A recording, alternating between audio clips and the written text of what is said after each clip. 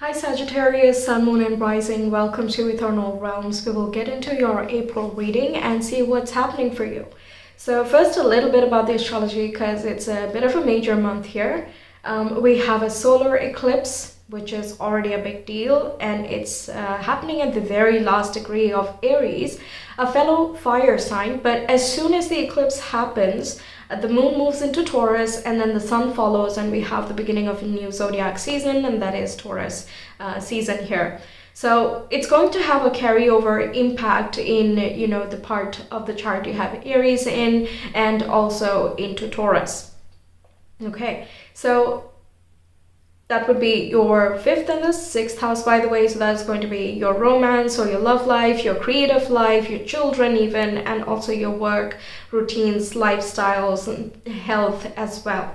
Okay, so I will be making a zodiac specific solar eclipse reading, so maybe hang around and we'll get a lot more detail as to what will come up for you in the coming 4 to 6 months. Okay, so it's a big deal. I'm not going to get exclusively into that here. We're talking about the overall April vibes that we have going on. Okay, now the 21st, we have Mercury moving retrograde in the zodiac of Taurus, and it moves into Taurus on the 3rd of the month.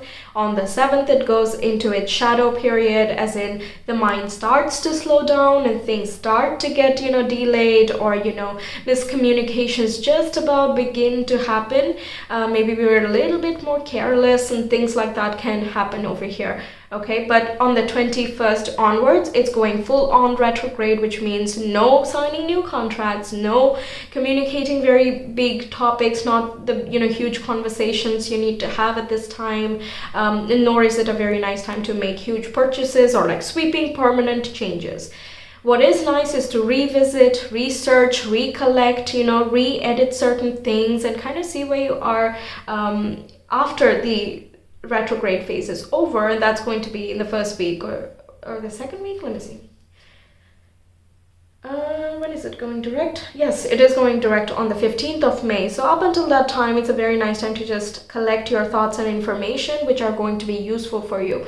So even if you need to make a permanent change here, maybe learn as much as you can about it before you actually execute something.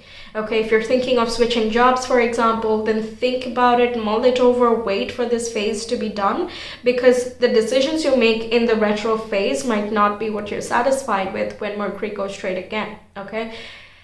All right. Then on the 6th of the month, we have a full moon in Libra. So the moon is in Libra and the sun is in Aries. And once again, the sun is in a happy place for you. It's at a trine angle with your zodiac, a fellow fire sign. So you have that sense of clarity, or you would know how to veer through this energy. What's even better is that you will gain more clarity about the relationships you have and also the balance that you have within yourself. If something is not feeling harmonious around this time, with these cardinal signs playing a part here, you can really bring that back into focus. The same day we have Mercury joining North Node in Taurus. So that would mean that we make like long-term commitments or we make some promises to ourselves. We can also be finding a way to stabilize our mind and kind of keep us focused and concentrated towards our goals here. It's a fixed sign. Taurus is a fixed sign. So that would indicate that whatever you decide around this time has a very good chance of sticking, or you sticking to those promises and routines here. Okay. Same goes with like workplace, some conversation you might have. There can be some, fate attached to that, or some breakthrough or clarity that comes in here around this time. We'll see the cards and kind of get into a little bit more detail of what that means for you. Okay, then on the 11th, we have Venus moving into Gemini, which is right opposite your sign. It's your partnership house. So you're getting a lot of compliments from other people. You're getting acknowledgement and appreciation around this time. People are noticing you more, they want to talk to you more, and so on. So I would not be surprised if your communication goes up really high, or you're talking about different types of topics and kind of exploring new ideas with the partners that you have, whether it is business or romantic or even very close friendships. there is a sense of networking here too. So you can have like small talk or like exchanging of cards and information with people that you're trying to, you know, connect with for whatever purposes. We have some other aspects going on throughout the month. I will not talk about them over here. I will post them in my community page. So if you're curious about that, and if you are being impacted by those aspects, you can check it out. All you have to do is subscribe, and the community page is going to open up for you, and you can check it out for yourself. And also, of course, the eclipse videos will come out around the middle of April. So yes, we will see what happens then. We have the moon set with ready coming up as the major theme of your month. Very nice. It's like you have slept enough and now you're kind of ready to embark upon a new chapter. We have bear, which says danger, especially in money matters. All right. We have plenty of material things with the bow. And we have fox, which says shrewdness and resourcefulness, especially in business. Okay, so yeah, I already warned you about this, but I think the cards themselves are saying the same thing too. Like, no making huge purchases or major decisions around this time. It can be that some other people might be pressuring you over here, but you also have the diplomacy or the tact. You know how to work through a crowd if you have to. And at the same time, you can be like very open and honest. Like that. I don't feel like you're being shady in any way, but it might feel like other people are trying to push you to make a certain investment plan with them, or to, you know, commit to a type of project that you don't know too much about. Things of that nature, right? I kind of feel that. Also, for some of you, it can be that you come into quite a lot of money here at some point, especially if you have like a consultation business or something.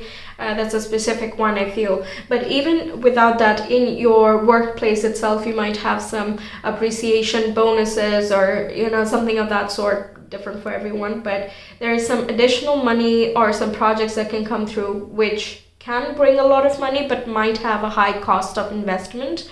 You might have to travel a lot in order to, you know, gain the benefits, or something like that is here where there is a cost. You're getting more, but there is a certain cost here. Okay, let's get some more cards. We have delicate, fleeting beauty. But, you know, you do have plenty of material things. So if, you know, traveling is not a deal breaker, then it's not a deal breaker. You're just happy to have all these luxuries, or the possibility to have luxuries here. I'm also getting that you have an upgraded lifestyle in this month especially, or you might be making some promises that it is worth investing, or I need to spend in this way my time, focus, energy, attention, whatever it is, to create a sort of different lifestyle or different vibe in your life. So you know that there might be something you need to put in, but you also are very happy about what you're getting back. We have beauty and happiness as well. That's nice, isn't it? I think this is the Venus in Gemini conversation that we were having earlier, that you will be appreciated a lot. I think other people are recognizing your beauty a lot, and I think they're seeing you on a deeper level as well. Maybe through the conversations you have, I think they're recognizing or seeing your mind almost through the way that you're talking and the way that you're delivering your ideas. So if you have any presentations around this time, I think you're about to make a very good impression here. If you're wanting to meet other people in a romantic context, that is as well looking good. There is also a trine aspect going on the same day that Venus moves signs. So, you know, if you want to have some conversations, big conversations that you need to have with like networking or some ideas you might have, that's also looking good here. Okay, we have the Six of Swords coming through. We have the Star. Okay, this can indicate travel, going abroad, or making travel plans to move abroad in some way. We have the Hanged Man. And what else do we have? We have Justice. All right, we have 3 major arcana already. Let's see the last card. we have the King of Swords. Nice. We're finishing and beginning with minor arcana, but everything in between is major. So that indicates that there's quite a lot of events or, you know, big thoughts and big plans that are brewing around the middle of the month, perhaps. And your book ending with like a sense of clarity or a sense of decision, because both of these cards are swords, and that means you're thinking a lot in this month. Okay, Mercury in Taurus can indicate you're thinking about your lifestyle very deeply. You're researching things that you need to maybe change in your diet or in just the flow that you have, the types of exercises you want to be doing. You know, if something doesn't fit, there are many other ways that you can work out, perhaps like walking or hiking or something like that might be a better fit. Either way, you're discovering these things throughout the month here.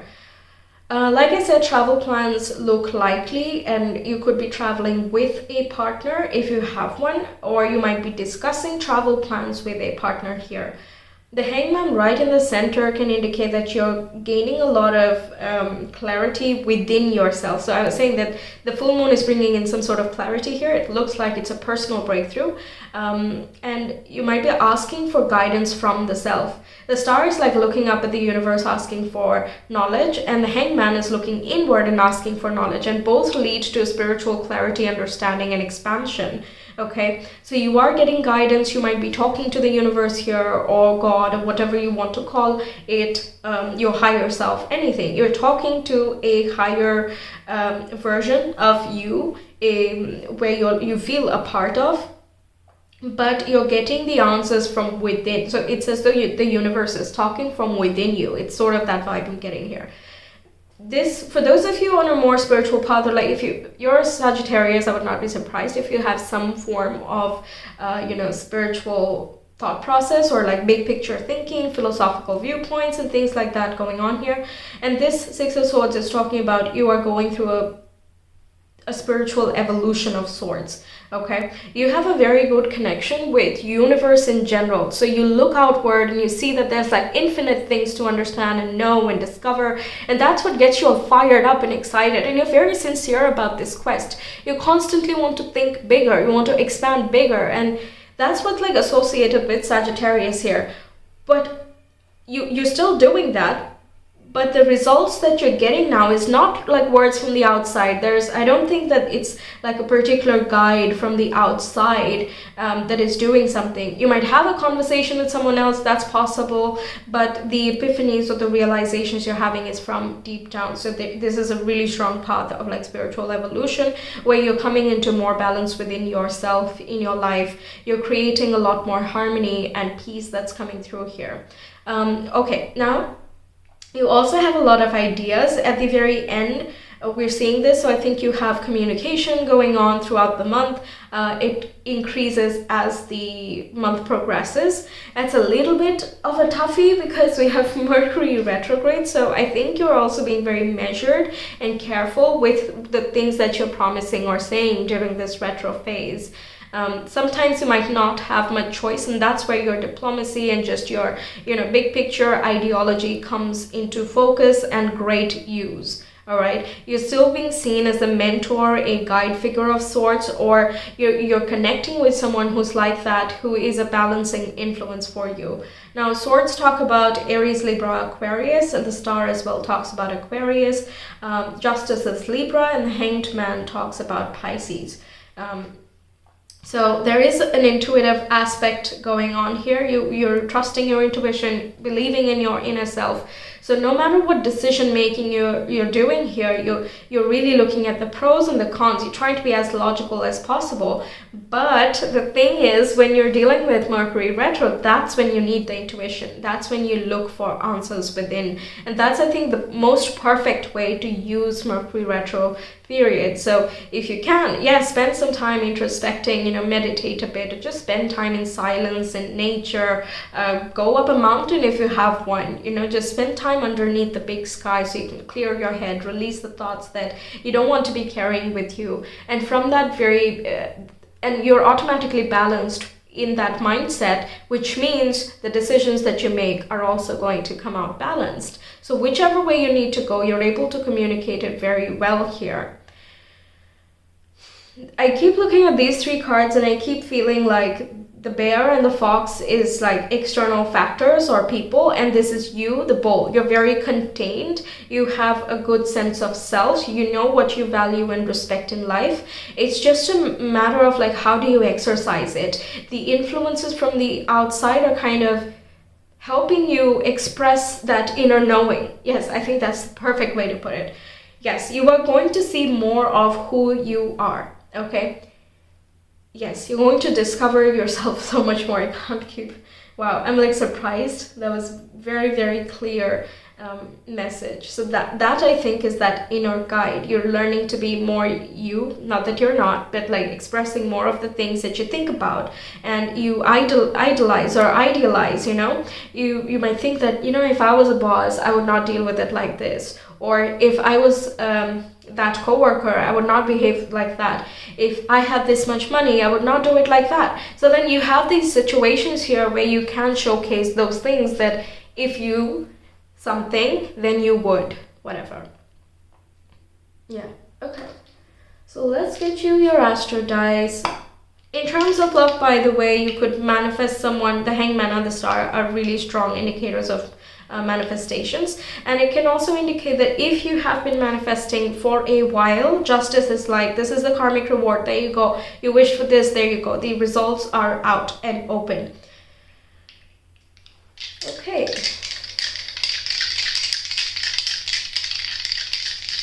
Sagittarius, please, for the month of April. Gemini, 12th house, and Uranus. Yeah, see, Gemini is the zodiac for thoughts and communication, also local communities, networking, all those things we talked about. Now, the 12th house is about that introspection and Piscean vibe. You're thinking intuitively, almost, okay? Or there is a breakthrough that makes that intuition very sharp, loud, and clear. Okay, the Uranus is that breakthrough, like it's like a lightning strike basically, and when it hits that unconscious house, it brings into clarity, brings into fulfillment something you thought was hidden or is actually latent. So again, you might see yourself in a different light, or there's a new perspective that just comes out in the open, and the moment you realize that, you feel just at peace, in balance, you're happy with where you are. The 12th house is just overall bliss and contentment. You know, you can just connect with anything and anyone, you can keep on doing forever, or like even if you don't do it, you're still happy about it. It's sort of that vibe that it doesn't have so much of a solid commitment, tangible quality to it. It's very abstract, it's more of a feeling, and the best way to tap into it is through your intuition here, right? So that is going to have some sort of breakthrough. And I love that we have the delicate fleeting beauty and the beauty of and happiness, because the happy moments that you feel, it would be so big for you within, but it might be very hard to express on the outside.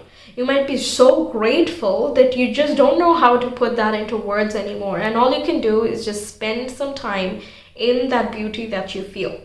Okay, whether that is that change in perspective about you, or again you receive some compliments and it's just one of the best compliments you get, or you're just very happy hearing something like that from someone you care about.